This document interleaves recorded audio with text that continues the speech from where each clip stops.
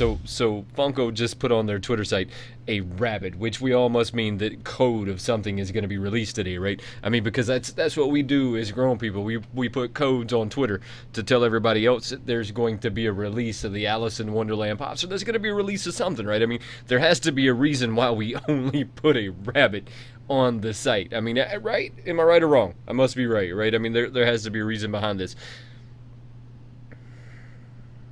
Let's get into it.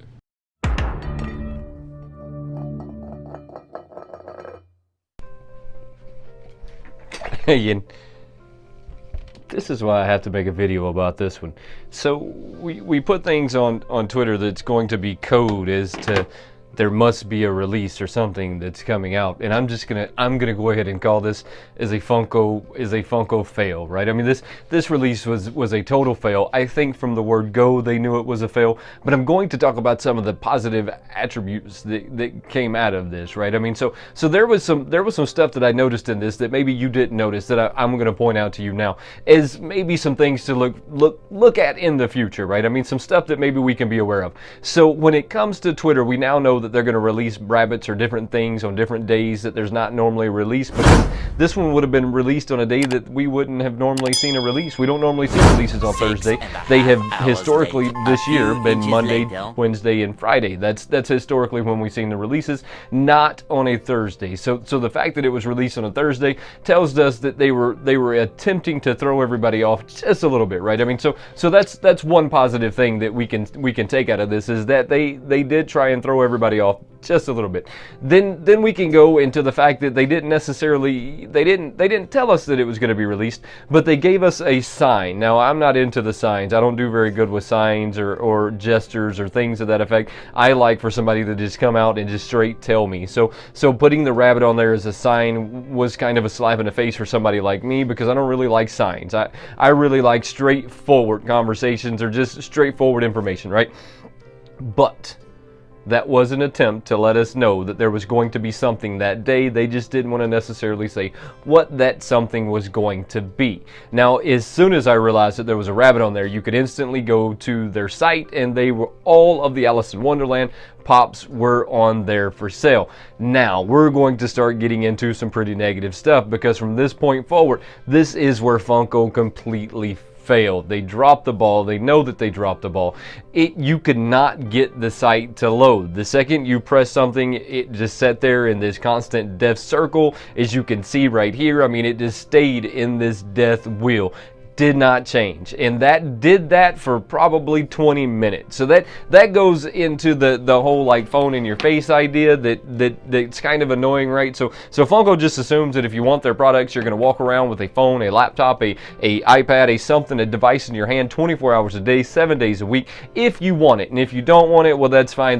You don't have to do that. But if you want to get into the Funko world, that's kind of what they're trying to tell you, is that they're not going to tell you when things are released so that you can set aside that part of your day to make sure that you're getting it. They're just going to force you to follow them 24 hours a day, 7 days a week, which is slightly ridiculous. I mean, that's slightly ridiculous for them to ask of any collector to follow them to that kind of degree. And they should really listen to what I said right there. It's ridiculous to ask someone to follow you to that degree. Now, it's not ridiculous to ask someone to follow you. It's just ridiculous to ask someone to follow you to the point that they have to dedicate their entire life to just you. That's how you lose customers. Now that I've said that, this wheel is still spinning, and it probably did that for 15 or 20 minutes. That is garbage. Now, I'm going to point out the fact that bots don't care, right? Bots continue to refresh a page.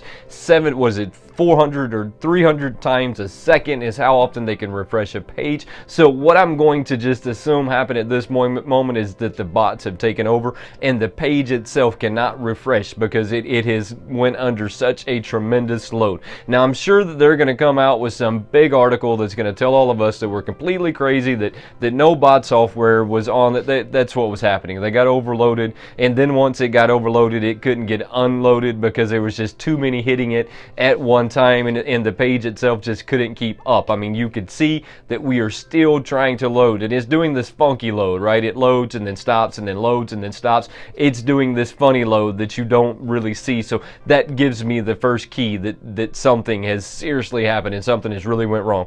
The sodas sold out almost immediately. From what I hear, they were 3 or 4 minutes, and then everything else just kind of trickled in line. Now, I believe that if you go on their site, you can still grab the blacklight posters that are on there. I did pick up a couple of the blacklight posters. Everybody here knows that I've kind of set aside some space. Well, I did set aside some space, but that's kind of changed here lately. So I don't necessarily know that space is going to remain the same or if it's going to change, but I'm still going to do something with a couple of the posters because that is what I truly wanted. Now, if you stayed on the page for 20 or 30 minutes, you did eventually get a chance to pick up a couple of the pops. Now, the first 2 to sell out was Alice and the Cheshire Cat. Those 2 sold out. I don't know how fast because you could see the page was never going to refresh. You had to just continuously refresh it and praying that you got in somehow, some way. We know that didn't happen. I don't really know what happened. My speculation is they dropped the site altogether and then reloaded it, and that allowed some people to kind of sneak in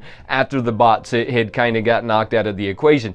Now, once you made it to the checkout, this is where things also gotten shady, because I did manage to make it to the checkout with the Mad Hatter and the Queen. So the Mad Hatter was the one that I really wanted in the Cheshire Cat. I didn't really so much care about the other 2, but I was going to go after all 4 of them. Did not get it. I did, however, manage to get the Mad Hatter and the Queen. But once you made it to the checkout, now here's another positive thing that I'm going to say. It was almost like Funko took out your payment options and you had to re-enter everything. Now, that happened to several people that I'm aware of. If that did not happen to you, then just ignore everything that I'm saying at this moment.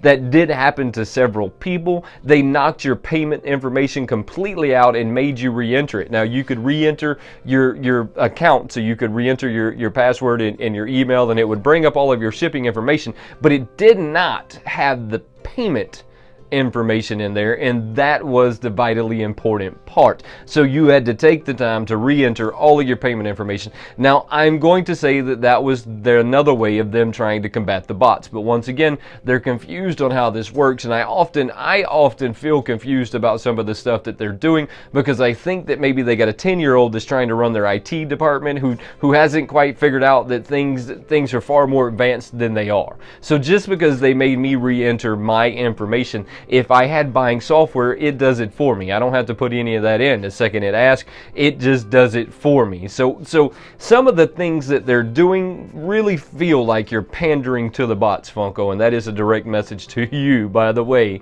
If you ever by chance listen to this or you get tagged in it somehow, that is a direct statement to you. It's almost as if you are pandering to the bots when you start taking out how much of this is a house, how much of this is sidewalk, and I don't really know what we call that. It's a chip whatever. You know what I'm saying, though. You're not a robot. Please fill out this information. And then you take out my payment information. Feels a lot like you're pandering to the bots. Now, I'm also going to say in your defense that you're going to say that that's your way of trying to combat the bots, but once again, it makes me feel like maybe a 10-year-old's working in your IT department and you haven't quite figured out how software and stuff functions. We're not in the 1980s anymore. This is not MS-DOS. This is 2021, just in case maybe you've gotten some Alzheimer's or dementia or something to that effect. This is 2021 and things work completely different than you're imagining that they work, but there was some positive stuff that came out of this drop today,